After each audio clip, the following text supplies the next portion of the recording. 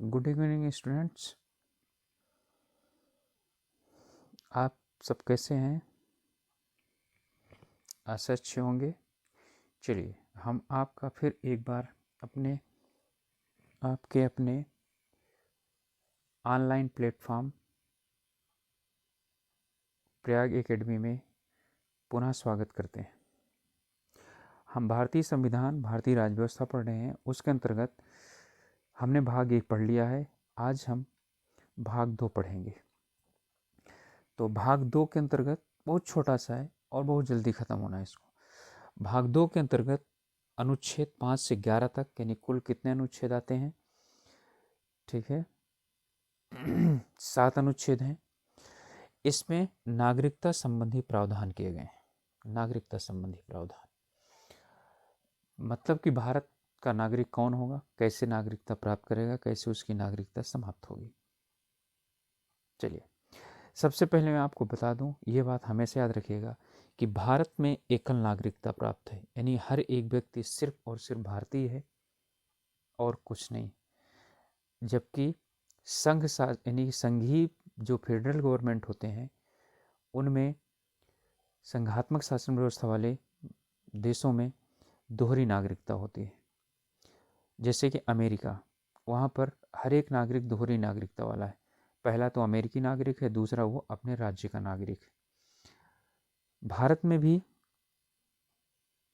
जब तक जम्मू कश्मीर राज्य था तब तक जम्मू कश्मीर में दोहरी नागरिकता थी। व्यक्ति वहाँ का नागरिक था, उसके बाद भारत का नागरिक था। लेकिन अब जम्मू कश्मीर राज्य समाप्त कर दिया गया, केंद्र शासित प्रदेश बना दिया गया, तो वहाँ पर भी सिर्फ एकल नागरिकता है, नहीं सब भारत के नागरिक।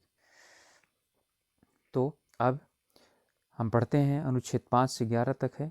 प्रमुख जो अनुच्छेद है वही एक है कि अनुच्छेद 5 के अंतर्गत ठीक है इस चीज़ का प्रावधान किया गया है कि भारत का नागरिक कौन होगा। तो संविधान प्रारंभ होने के समय, प्रारंभ समय का मतलब क्या हुआ, 26 जनवरी 1950 को जो भारत क्षेत्र में रह रहा था, ठीक है, या उसके पहले भारतीय क्षेत्र में जिसका जन्म हुआ रहा होगा, या जिसका जन्म भारत में हुआ था और अब आगे होगा, या जिसके माता या पिता का जन्म भारत में हुआ था, ठीक है, या जो व्यक्ति पाकिस्तान से 19 जुलाई 1948 या उसके पहले तक भारत आ गए थे, ये सभी क्या होंगे, अनुच्छेद 5 के अंदर भारत के नागरिक होंगे। अब इसके अलावा और भी कुछ प्रावधान है जिससे कि भारत की नागरिकता कोई भी व्यक्ति प्राप्त कर सकता है। कैसे? तो नागरिकता प्राप्ति के ठीक है साधन क्या क्या हैं? जन्म से, यानी 26 जनवरी 1950 को या उसके बाद भारत में जन्म लेने वाला हर एक व्यक्ति क्या चीज़ है? भारत का नागरिक है। वंश परंपरा से मतलब कि माता या पिता में से कोई भी एक भारतीय नागरिक होना चाहिए। 1992 के अनुसार, ध्यान दीजिएगा, 1992 के अनुसार नागरिकता कानून संशोधन 1992 में जो है कानून संशोधन किया गया, जिसके अनुसार विदेश में पैदा होने वाला बालक भी क्या होगा? भारत का नागरिक होगा। लेकिन शर्त यह है कि उसके माता या पिता में से कोई भी एक क्या हो? भारतीय नागरिक होना चाहिए। माता अथवा पिता में से कोई भी एक भारतीय नागरिक होना चाहिए। उसके पहले विदेश में पैदा होने वाले बच्चे भारतीय नागरिक नहीं होते थे। अब इसके बाद ठीक है तीसरा है देशीकरण से। देशीकरण का मतलब हुआ कि कोई भी व्यक्ति भारत देश में यदि निवास करता है, ठीक है, पहले इसके लिए था कि यदि कोई व्यक्ति भारत में ठीक है 5 वर्ष तक निवास करता है, उसके बाद वो प्रमाण पत्र ठीक है प्राप्त करना चाहता है कि वो भारत का नागरिक होना होगा, तो उसे 1986 नागरिकता कानून संशोधन के अनुसार 10 वर्ष कर दिया गया है। तो कम से कम 10 वर्ष तक भारत में रहने के बाद, निवास करने के बाद ही उसे भारत की नागरिकता प्रदान की जा सकती है। किससे? देशीकरण के द्वारा। देशीकरण का मतलब भारतीयकरण के द्वारा।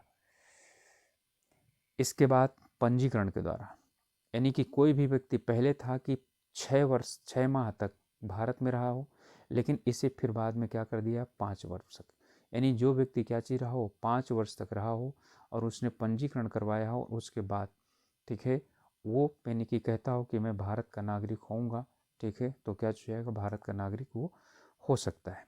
इसके बाद है भूमि विस्तार द्वारा, यानी कि नया भूभाग प्राप्त कर लेने पर, ठीक है, जैसे कि युद्ध के द्वारा या किसी भी प्रकार से भारत को यदि नया भूभाग प्राप्त होता है, ठीक है, भारत के क्षेत्र में नया भूभाग जुड़ जाता है, ठीक है, तो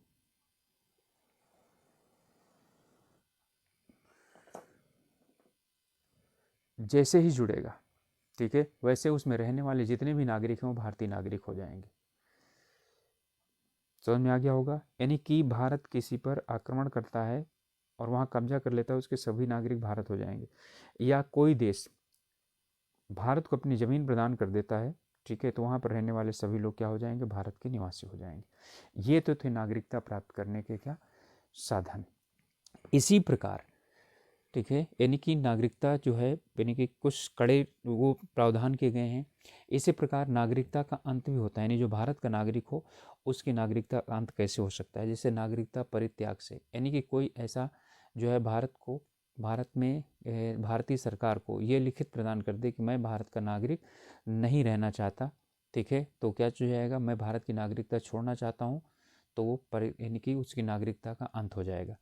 या वह, ठीक है, किसी दूसरे देश की नागरिकता प्राप्त कर लेता है और भारत सरकार को ये बात पता चल जाती है, तो उसकी नागरिकता तुरंत समाप्त हो जाती है, ठीक है।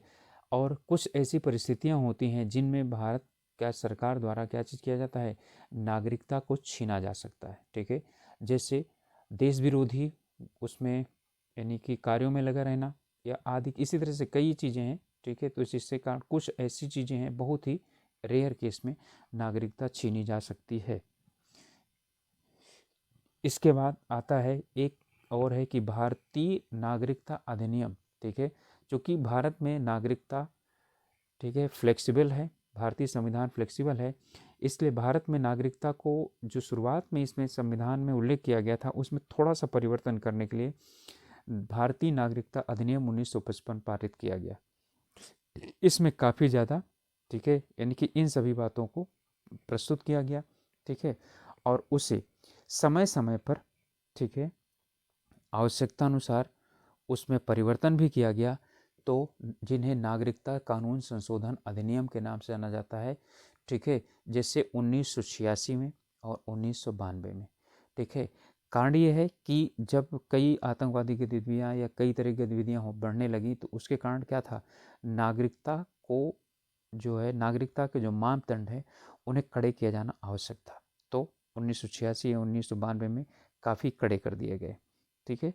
अब भारत में नागरिकता प्राप्त करना, भारत में नागरिकता का अंत और नागरिकता अधिनियम, नागरिकता है क्या चीज़, कहाँ से कहाँ तक आती है, कितने प्रकार की भारत में नागरिकता है, ये आप लोगों को समझ में आ गया होगा। और इसमें से एक क्वेश्चन पूछ लिया जाता है, तो अब आप लोगों से वही रिक्वेस्ट करता हूँ कि इसे सब्सक्राइब कीजिए और बेल आइकन दबाइए, जिससे कि जब मैं कोई भी वीडियो अपलोड करूं तो आपको तुरंत नोटिफिकेशन मिल जाए। और उसके साथ साथ अपने दोस्तों को शेयर कीजिए, ऐसे लोगों को शेयर कीजिए जो दूर दराज में रहते हों और वो अपनी पढ़ाई करने के लिए शहरों में ना जा सकते हों, ठीक है, तो वो हम लोगों के साथ जुड़ करके अपनी पढ़ाई कर सकते हैं और अपनी तैयारी कर सकते हैं। इन्हीं शब्दों के साथ, ठीक है, आपसे विदा चाहता हूँ और अपना ध्यान रखिए, ठीक है, अपने आसपास के लोगों का ध्यान रखिए, अपने परिवार वालों को ध्यान रखिए और अपनी पढ़ाई नियमित रूप से कीजिए, ठीक है, क्योंकि पढ़ाई के बिना सफलता नहीं प्राप्त होगी और कोई शॉर्टकट रास्ता नहीं है। तो इन्हीं आशाओं के साथ कि आप लोग पढ़ाई ज़रूर कर रहे होंगे, आप लोगों से विदा लेता हूँ। Okay, good night.